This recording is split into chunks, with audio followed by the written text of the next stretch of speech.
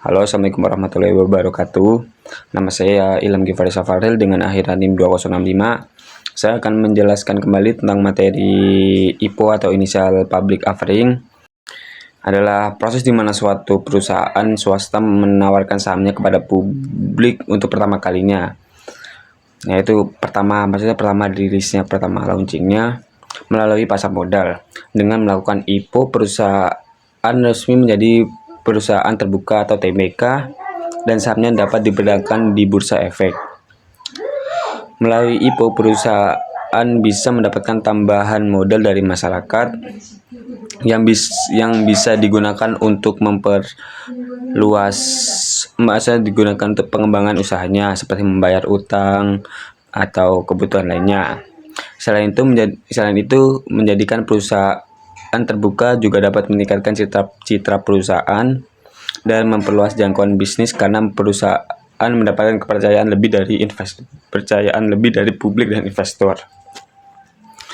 Selanjutnya ada tujuan. Yang pertama itu penggalangan dana, yang seperti yang saya jelaskan sebelumnya, itu penggalangan dana dari investor. Yang kedua ada meningkatkan visibilitas dan reputasi perusahaan karena perusahaan sudah termasuk TBK.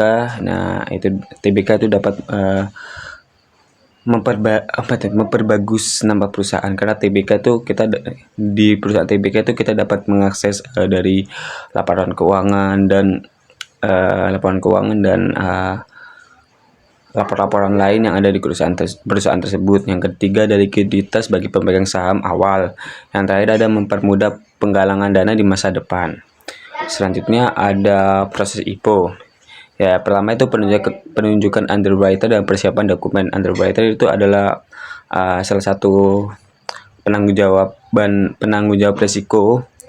Itu namanya underwriter. Yang kedua ada penyampaian permohonan pencatatan saham ke BI dan penitipan kolektif ke KSEI. Yang ketiga ada penyampaian pernyataan pendaftaran ke OJK. Yang keempat ada penawaran umum saham kepada publik. Yang terakhir ada pencatatan dan perdagangan saham perusahaan di Bursa Efek Indonesia.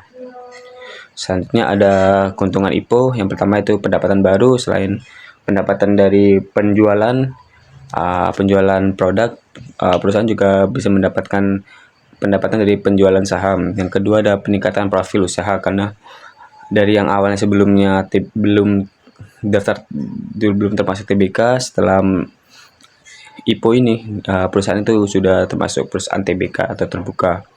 Yang ketiga itu ada likuiditas saham. Yang keempat ada valuasi pasar yang lebih tinggi. Yang terakhir ada insentif karyawan. Yang selanjutnya ada risiko IPO. Risiko yang pertama itu ada biaya yang lebih tinggi, karena biaya tinggi ini perusahaan tuh mengeluarkan lebih banyak dana untuk mendaftarkan IPO atau membuka saham global. Saham yang dapat dibeli secara global itu membutuhkan biaya yang sangat tinggi. Selanjutnya ada keterbukaan informasi, yang seperti yang saya bilang sebelumnya, perusahaan yang TBK atau yang terbuka ini dapat terang-terangan membuka informasinya kepada publik untuk publik dapat mengevaluasi sahamnya.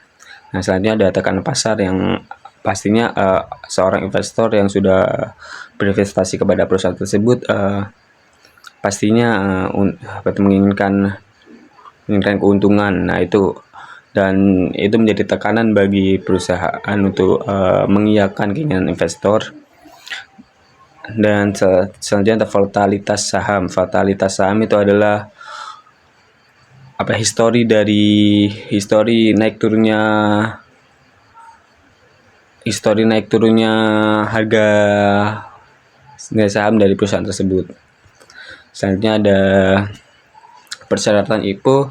Yang pertama itu usia perusahaan, yang kedua aktiva bersih, yang ketiga ada jumlah saham yang dijual, yang keempat harga per lembar saham, yang kelima ada jumlah pemegang saham publik, yang keenam ada direksi perusahaan, yang ketujuh ada struktur perusahaan, dan yang terakhir ada laporan keuangan.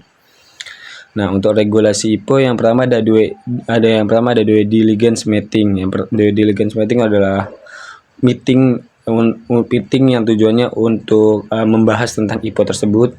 Terus yang kedua kita mengajukan permohonan, terus kita penilaian yang tiga ada book building, itu adalah evaluasi sebelum saham itu dipublikasikan. Nah, evaluasi ini bertujuan untuk menilai seberapa ketertarikannya investor terhadap saham perusahaan tersebut, dan yang terhadap price listing, yaitu peluncuran harga. Nah, selanjutnya ada dampak IPO dalam perusahaan. Ketika sebuah perusahaan memutuskan untuk melakukan initial public offering atau IPO, dia menjadi perusahaan publik. Ini menandai babak baru dalam perjalanan bisnisnya. Langkah ini membawa sejumlah perubahan signifikan yang memengaruhi berbagai aspek operasional dan strategis perusahaan. Dampaknya bagi perusahaan yaitu: satu, transparansi keuangan yang meningkat, ya, seperti yang saya ucapkan berulang kali sebelumnya.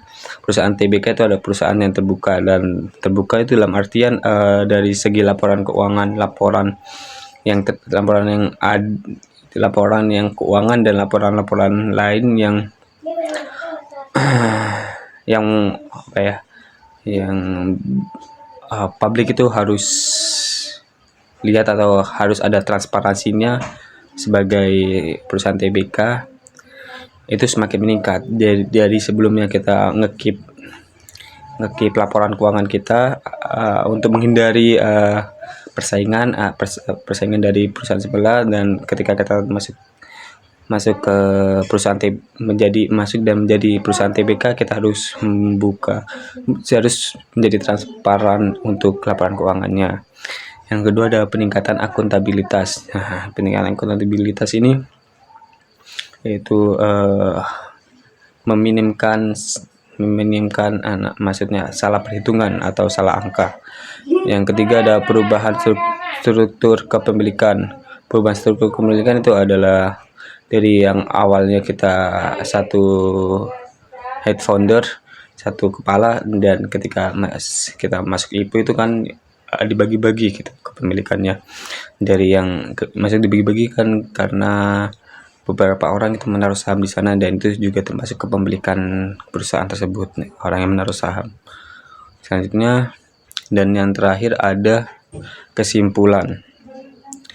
Initial public offering (IPO) adalah proses di mana sebuah perusahaan swasta menawarkan sahamnya kepada publik untuk pertama kalinya melalui pasar modal. Dengan melakukan IPO, perusahaan tersebut bertransformasi menjadi perusahaan terbuka atau go public yang sahamnya bisa diperjualbelikan secara bebas di bursa efek. Tujuan utama perusahaan melakukan IPO adalah untuk mengumpulkan dana segar yang dapat digunakan untuk berbagai keperluan seperti ekspansi usaha, pengembangan produk, untuk berbagai keperluan, dan terakhir ada peningkatan kapasitas produksi.